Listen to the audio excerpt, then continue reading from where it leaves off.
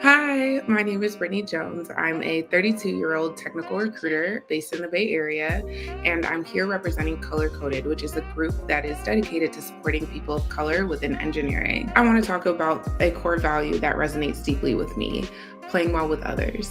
When I think of this value, words like kindness, love, cohesiveness, understanding, respect, and fun immediately come to mind. These are the qualities that create strong bonds and foster a sense of community, both in the workplace and beyond. So I asked myself, when have I had an experience in my life that was around playing well with others? And I think back to my college and more specifically my sorority experience. Born in Memphis, Tennessee, and raised in Chicago, I grew up immersed in a rich tapestry of the African American community. I always had a desire to attend a historically Black college, which felt like a natural extension of this upbringing.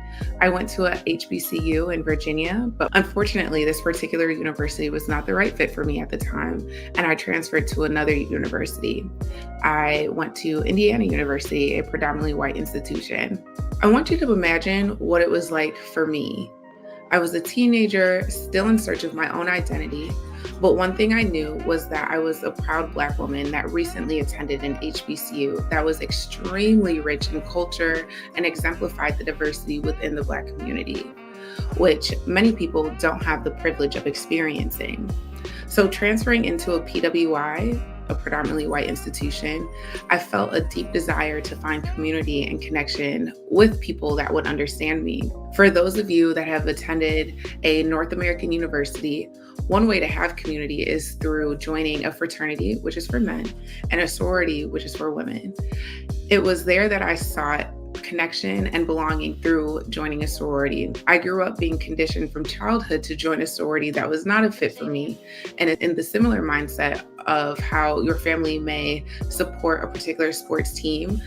Between my aunts, my sister cousin, my mom, they all were anticipating me to want to join that sorority. And when I told them that I was not going to, my aunt started crying. What influenced my decision to go against the grain?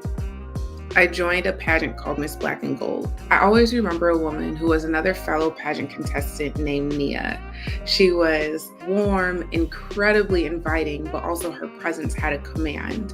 Overall, she just had this presence on and off stage, which was amazing. But unfortunately, my maternal grandfather passed away, and I was having an incredibly difficult time emotionally and financially. Losing my grandfather kind of turned my world upside down for a moment. That was the first person that was close to me that passed away. I grew up in a very, very, very tight-knit family.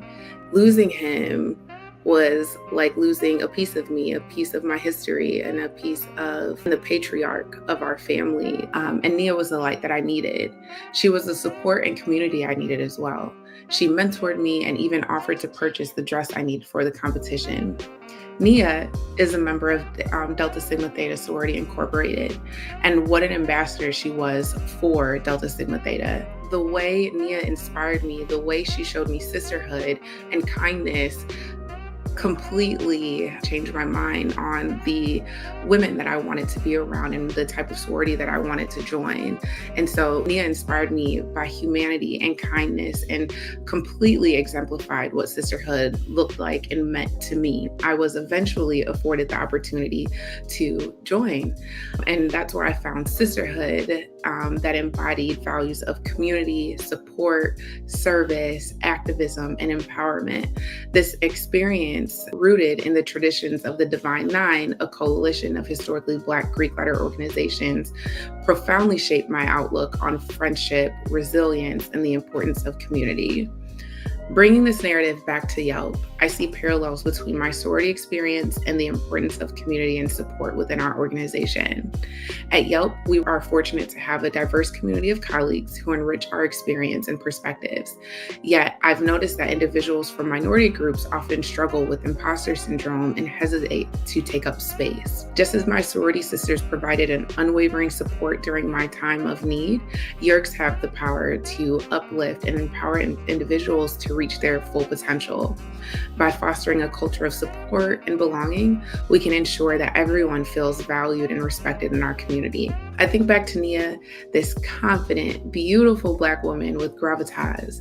She lived by the values of her sorority and supported me in my time of need. Whatever your role is, whatever your ERG it may be, it's always be an ambassador.